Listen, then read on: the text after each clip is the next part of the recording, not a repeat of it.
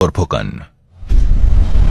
नमस्कार, मैं राजा भारत की आत्मा हूं। मुझसे ही आपके देश का नाम पड़ा भारत। मैंने इतिहास की बहुत सारी घटनाएं अपने अंतर्करण में समाये रखी हैं।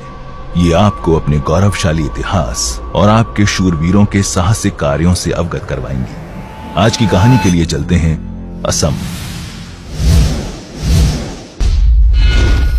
तकरीबन 1665 अहोम राज्य में कौन बनेगा बोरफुकन? ये महत्वपूर्ण प्रश्न राजा चक्रध्वज सिंघा ने अपने मंत्रियों और प्रधानमंत्री अतनबुरागोहेन को पूछा। काफी विचार विमर्श के बाद सभी की नजर एक व्यक्ति पर पड़ी, लसित। आज से लसित होगा हमारा बोरफुकन। ये घोषणा कर राजा चक्रध्वज सिंघा ने लसित को अहोम सेना का मुख्याध्यक्ष बना दिया। बोरफुकन नाम नहीं, अहोम सेनापति का खिताब है। अहोम सेना की संरचना बहुत ही व्यवस्थित थी। एक देका 10 सैनिकों का, बोरा 20 सैनिकों का, सैकिया 100 सैनिकों का, हजारिका 1000 सैनिकों का, राजखोवा 3000 सैनिकों का, फुकन 6000 सैनिकों का संचालन करता था। बोरफुकन इन सभी का प्रमुख होता था। किंतु आपको लसित का महत्व समझने के लिए अहोम इतिहास का सारांश जानना जरूरी है। सन 1228 ईस्वी में असम में ताई अहोम वंश का शासन स्थापित हुआ, जो म्यांमार से आए थे। इस राजवंश ने सदियों तक खिलजी, तुगलक, इलियास शाही, लोदी और बंगाल सुल्तानों के आक्रमण से सफलतापूर्वक अपनी रक्षा की। लेकिन सन 1638 ईस्वी में मुगलों के एक बड़े आक्रमण में उन्हें हार कर आर्थिक हानि झेलनी पड़ी। फिर सन 1658 में औरंगजेब मुगल बादशाह बना और सन 1661 में उसने अपने 2 प्रमुख सेनापतियों मीर जुमला और दिलेर खान को पहले बंगाल और फिर असम भेजा। अहोम साम्राज्य की एकता और शौर्य, जिनके बल पर उसने इतने लंबे समय तक सारे आक्रमणकारियों को सफलतापूर्वक रोक रखा था, अब टूटने लगी थी। इस हमले में वो पराजित हो गए। कई किले तो बिना कोई लड़ाई लड़े ही हाथ से निकल गए। अहोम के राजा जयध्वज सिंघा को पीछे हटना पड़ा और उन्होंने पूर्वोत्तर का बड़ा हिस्सा इस लड़ाई में खो दिया। उनको एक अपमानजनक संधि के लिए राजी होना पड़ा, जिसमें न सिर्फ राज्य, धन, भूमि, युद्ध के हाथी, बल्कि अपनी 6 साल की बेटी को भी मुगल हरम में देना पड़ा। इस पराजय और अपमान के कारण राजा जयध्वज सिंघा को बहुत बड़ा सदमा पहुंचा और जल्द ही उनकी मृत्यु हो गई। उनके बाद चक्रध्वज सिंघा को राजा बनाया गया और वहां से शुरू होती है लसित बोरफुकन की कहानी। लसित का जन्म सन 1620 में हुआ। उनके पिता मोमई तामुली बारबरू राज्य में एक उच्च पद पर अधिकारी थे। लसित को बचपन से ही राजकाज के कामों में रुचि थी। अपने परिश्रम से वो जल्दी ही 16 धारा बरुआ यानी शाही शॉल धारक बन गए, जो कि राज्य का प्रधान सचिव होता है।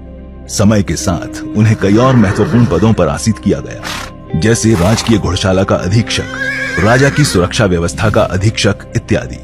बोरफुकन बनने के बाद उनके सामने बहुत चुनौतियां थीं। एक तरफ मुगलों की विशाल और संगठित सेना, जिनके पास शाइस्ता खान और दिलेर खान जैसे अनुभवी सेनापति थे, तो दूसरी तरफ अहोम की निराश और विभाजित सेना। अगले 4 सालों तक उन्होंने पूरा ध्यान सेना के निर्माण और अस्त्रों को जुटाने में लगाया।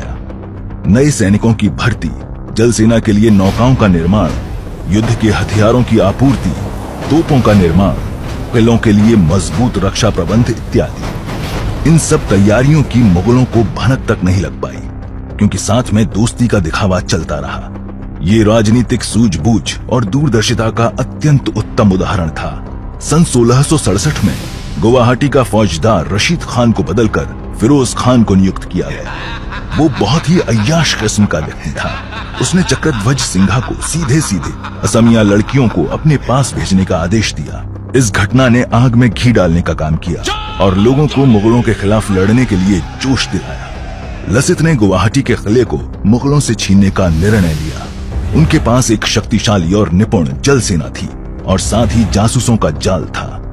हाँ, लेकिन कमी थी तो घुड़सेना की। घेराबंदी करने के महीनों बाद तक भी गुवाहाटी को स्वतंत्र नहीं करा सके, जिसकी रक्षा इटाकुली का किला कर रहा था।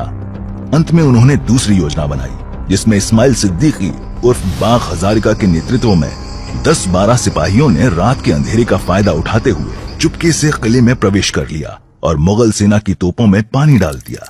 अगली सुबह ही लसित ने इटाकुली किले पर आक्रमण कर उसे जीत लिया और एक बार फिर से गुवाहाटी ने आजादी की सांस ली। जब औरंगजेब को इसके बारे में पता चला तो वो गुस्से से तिलमिला उठा। उसने मिर्जा राजा जयसिंह के बेटे राम सिंह को 70,000 सिपाहियों की बड़ी सेना के साथ लसित से लड़ने भेजा। दिलचस्प बात यह है कि राम सिंह के साथ सिखों के 9वें गुरु तेग बहादुर सिंह भी आसाम आए थे, पर उन्होंने युद्ध में भाग नहीं लिया। राम सिंह को डर था कि असामिया काला जादू और तांत्रिक विद्या में निपुण थे और उन्हें लगा कि गुरु तेग बहादुर इसे संभाल लेंगे। उधर लसित ने बिना एक पल गंवाए किलों की सुरक्षा मजबूत करने के लिए सारे जरूरी इंतजामों को चालू कर दिया। एक बार उन्होंने अपने ही मामा को लापरवाही के कारण सिपाही की जान को जोखिम में डालते हुए पकड़ा और तुरंत ही उनका सिर कलम करवा दिया। उनका कहना था कि चाचा मामा देश से बड़े नहीं होते। इस घटना ने लसित बोरफुकन को अपने ही सिपाहियों की नजरों में उठा दिया। सबको यह विश्वास होने लगा कि मुगलों से सामना करना नामुमकिन नहीं है। अहोम सेना जब तक छापामार या गुरिल्ला युद्ध कर रही थी तब तक राम सिंह पर भारी पड़ रही थी। राम सिंह ने फिर कपट का प्रयोग किया। लसित से नाराज सेना प्रमुखों को गद्दारी के लिए पैसों का लालच देकर अपनी ओर करने में कुछ हद तक सफल भी हुआ। फिर उसने अहोम सेना को खुले युद्ध के लिए उकसाया। लसित को पता था कि खुले युद्ध में मुगलों से जीत पाना असंभव है क्योंकि उनके पास बेहतरीन घुड़सेना है, लेकिन राजा चक्रध्वज सिंघा ने बेताब होकर सीधे युद्ध का आदेश दे डाला। अलाबोई के मैदानी युद्ध 1669 में अहोम सेना की भयानक हार हुई। लसित के 10,000 से ज्यादा सैनिकों को अपनी जान से हाथ धोना पड़ा, पर खुशकिस्मती से लसित बच निकले और राज्य को भी बचाए रखा। दुर्भाग्य से 1670 में राजा चक्रध्वज सिंघा का देहांत हो गया और उदयादित्य सिंघा नए राजा बने। सन 1671 की शुरुआत में राम सिंह को अपने गुप्तचरों से पता चला कि अंदुराबली के किनारे पर रक्षा इंतजामों में भेद किया जा सकता है और गुवाहाटी को फिर से हथियाया जा सकता है। उसने इस अवसर का फायदा उठाने के उद्देश्य से ब्रह्मपुत्र नदी के पास विशाल मुगल नाव सेना खड़ी कर दी। उसके पास 40 जहाज थे जो सभी 16 बंदूकों और छोटी नौकाओं को ले जाने में समर्थ थे। दुर्भाग्यवश लसित इस समय गंभीर रूप से इतने बीमार पड़ गए कि वो चल फिर भी नहीं पा रहे थे। सन 1671 में मार्च महीने में सरायघाट की लड़ाई शुरू हुई। ये उस यात्रा का अंतिम पड़ाव था जो 8 वर्ष पहले मीर जुमला के आक्रमण से शुरू हुई थी। ये बहुत अनोखी लड़ाई थी, भारतवर्ष के इतिहास में शायद अकेली महत्वपूर्ण लड़ाई जो पूर्णतया नदी में लड़ी गई, विशालकाय ब्रह्मपुत्र नदी में। पहले तो अहोम सेना का प्रदर्शन और योजना फीकी साबित हुई और असमिया पीछे हटने लगी। जब लसित को इसके बारे में पता चला तो उन्होंने अपनी वैद्य और ज्योतिष दोनों की इच्छा के विरुद्ध जाकर लड़ने का निर्णय लिया। उनका कहना था कि मुझे अकेला भी लड़ना पड़े तो मैं लड़ूंगा।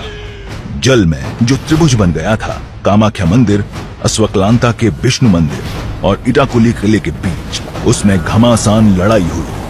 असमिया सेना ने अपनी सालों की तैयारी और युद्ध की दक्षता का पूरा उपयोग किया। अहोम सेना ने काफी आधुनिक युक्तियों का उपयोग किया, जैसे पानीगढ़, जहां हथियार इकट्ठा कर शत्रु पर दागे जा सकते थे, नाव से रचे हुए पुल जो छोटे किले बन गए, अहोम की बच्छारी नाव जो मुगलों की नाव से छोटी थी पर ज्यादा तेज और खतरनाक।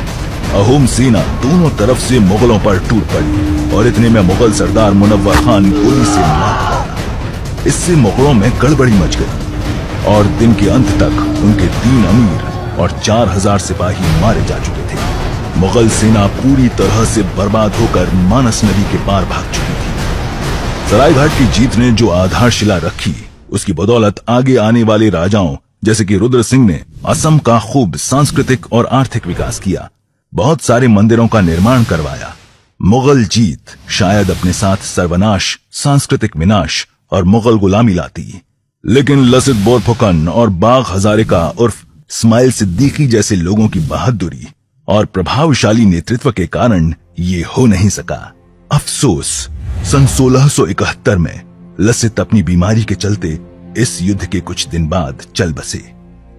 सन 1682 में एक आखिरी युद्ध हुआ जिसमें अहोम सेना ने इटाकुली किले से मुगलों को भगा दिया और मुगल फिर कभी असम की ओर नहीं आए।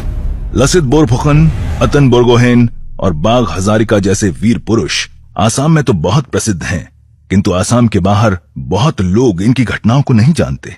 पर गर्व की बात है कि हर साल 24 नवंबर को आसाम में लसित दिवस मनाया जाता है। आशा है कि ऐसे महापुरुषों की ख्याति बनी रहे, बढ़ती रहे और आने वाली पीढ़ियों का मार्गदर्शन करती रहे।